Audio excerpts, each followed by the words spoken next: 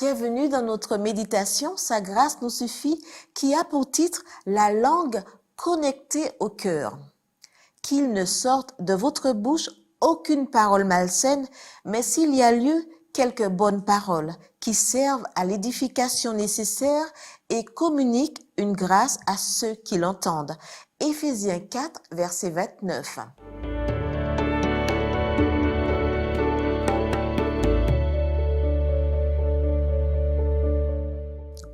Dans certains pays, on utilise cette expression populaire.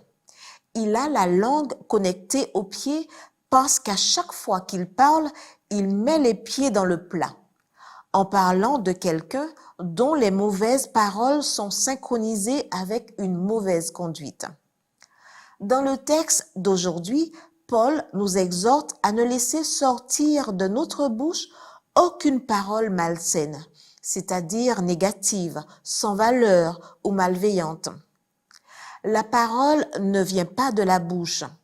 Jésus lui-même a dit que c'est de l'abondance du cœur que la bouche parle.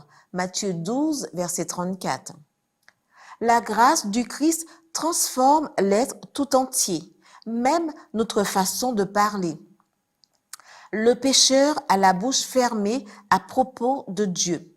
Le croyant ouvre la bouche pour louer, glorifier Dieu et rendre témoignage de lui. Paul savait quelque chose par expérience personnelle, ayant proféré des menaces contre les chrétiens et comploté leur mort, voir Acte 9, verset 1.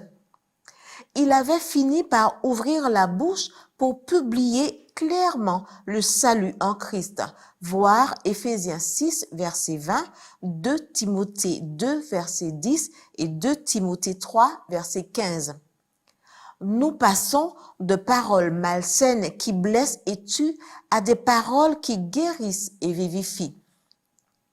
Pierre, par sa façon de parler, fut identifié comme l'un des disciples de Jésus qui dut maudire et proférer des grossièretés pour montrer qu'il n'avait rien à voir avec le futur crucifié.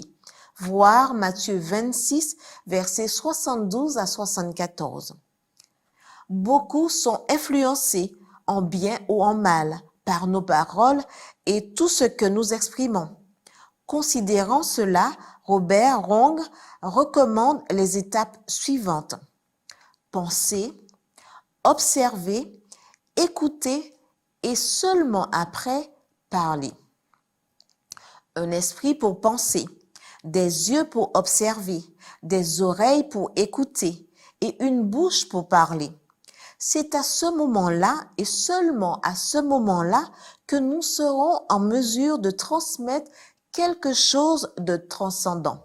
Penser, c'est méditer, prier et communiquer avec Dieu. Observer, c'est être attentif aux événements qui se produisent dans le monde et autour de nous et leur relation avec les prophéties de la Bible. Écouter, c'est prêter attention à ce que Dieu dit à travers sa parole. Cela nous permet de savoir et de comprendre et nous rend aptes à parler de façon sensée et sage. C'est uniquement à ce moment-là que nous serons en mesure de parler avec pertinence, sagesse, intelligence et compassion. Le remède est que le cœur déborde de l'amour de Christ. Les paroles ont un pouvoir pour le bien ou pour le mal. Paul déclare que nous devons parler de manière à ce que nos paroles puissent édifier et apporter la paix. Voir Romains 14, verset 19 et Romains 15, verset 2.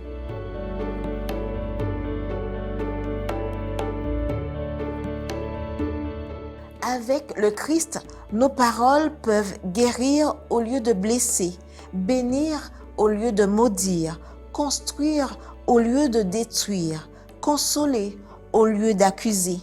Prononcez toujours des paroles de vie, reliez votre cœur au cœur de Dieu et votre langue à votre cœur. Amen.